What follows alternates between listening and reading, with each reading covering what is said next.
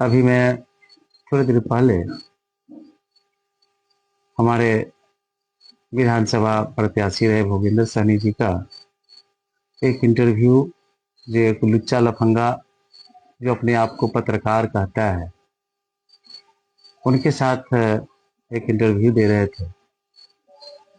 उसके संबंध में मैं कुछ बात आपके समक्ष रखना चाहता हूँ। विशेष करके मैं भूपेंद्र बाबू से कहना चाहूँगा कि आप एक जिम्मेदार व्यक्ति हैं। आप और आई में विपक्ष की भूमिका में बहुत अच्छा खासा आप उम्मीद है, लेकिन आपको इस तरह के गैर जिम्मेदाराना बात जो है आपको भी नहीं करनी चाहिए थी। आप कम से कम उस व्यक्ति के बारे में तो जानते हैं कि वो क्या व्यक्ति, माने उसका मैटर क्या है, उसको समझना चाहिए। आप मेरे बीच के मैटर को आप राजनीतिक रंग दे करके माननीय मंत्री जी के ऊपर ले जा रहे हैं। ये कहाँ का नियम, ये कौन सी राजनीति है? आपको याद होगा भूपेंद्र बाबू कि ये महिला वही गुदरी सहनी जी की, स्वर्गीय गुदरी सहनी जी की पत्नी है, जिनकी हत्या के बाद आपके सुप्रीमो आए थे और आप भी थे। लंबी लंबी बात किए थे कि मैं न्याय दिलाऊंगा, ये करूंगा, वो करूंगा।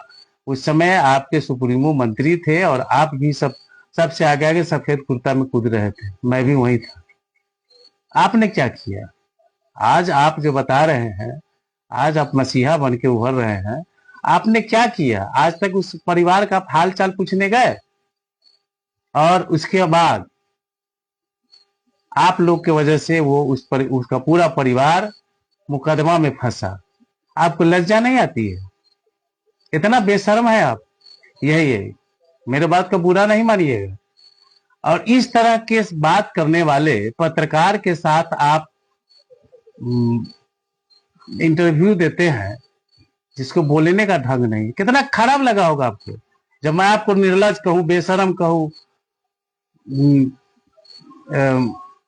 क्या बोलते हैं, बेशरम कहूं, लाज की बात कहूं, आपको खराब लगेगा कि नहीं लगेगा? इसी तरह से दूसरे को भी खराब लगता है। आप जिस पत्रकार की महिमा मंडन कर रहे हैं महोदय, वही पत्रकार रोता हुआ और आई हाई स्कूल के फील्ड में आया था, मैं भी वहां मौजूद था, कि हमको अंचल कार्यालय में मारा है लोग। आप मैडम उस पर संज्ञान लीजिए। आप बताइए उस समय कौन बीजेपी वाला गुंडा उसको मारा था? उस समय कौन कमलेश सैनी उसको मारा था? उसके बाद अतरार में पिटाया, अमनौर में पिटाया, उसको कौन बीजेपी वाला गुंडा पीटा? आपको छपास का रोग लगा है, बहुत अच्छी बात है। मेरा भी हम भी आपको शुभकामना देते हैं कि कम से कम आप मेरा विरोध करके आप नेता तो बन रहे हैं, बनिए, बहुत अच्छी बात है। लेकिन आपको कम से कम सत्यता को जानना चाहिए। उसके बाद अच्छी बात है, आप, मेरी शुभकामना है कि आप मेरा विरोध करके बहुत बड़े नेता बन जाइए। लेकिन कम से कम इतना ख्याल रखिए कि सामने वाला व्यक्ति जो आपके साथ बैठा हुआ है, उसका अगर आपके बारे में वो एक ऐसा शब्द बोले, आपको कितना तकलीफ होगा।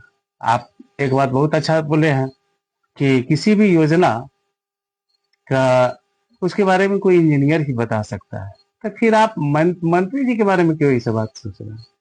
आपकी छटपटाहट समझ रहे हैं। चलिए, बहुत अच्छा है, आप हार से उबर करके आप जनता के बीच में ऐसे ना सही, कम से कम फेसबुक के माध्यम से भी है, बहुत अच्छी बात है। आप अगर उनका काम देखना, माननीय मंत्री जी का काम देखना, तो फील्ड में घूमिए ना, कभी आइए लखनदेई नदी किनारे, दिखाते हैं कि कितना अच्छा काम उनका हो रहा है। और रह गई आगे उनका क्रियाकलाप, तो वो डपोर संखी वाला काम आप लोग करते हैं कि मैं ये कर दूंगा, आकाश में सीढ़ी लगा दूंगा, और एक मच्छर भी नहीं मरता है आपसे। तो डपोर संखी, मैं जितना जानता हूँ डपोर संखी वाला काम मैडम का नहीं है। और हाँक देना तो बहुत बड़ी बात है, और हम लोग हाँकते नहीं है, काम करके दिखाते हैं। आप इत्मीनान रहिए, आप लोग को सिर्फ यही रहेगा, आप व्यक्ति का विरोध कीजिएगा, ये कीजिएगा, वो कीजिएगा, आलतू फालतू के बात के अलावा आपको कोई ऐसा मुद्दा मिलने वाला नहीं है जिससे आप लोग का उम्मीद जगे। इसलिए निश्चिंत रहिए, हमारी शुभकामना है कि आप मेरा विरोध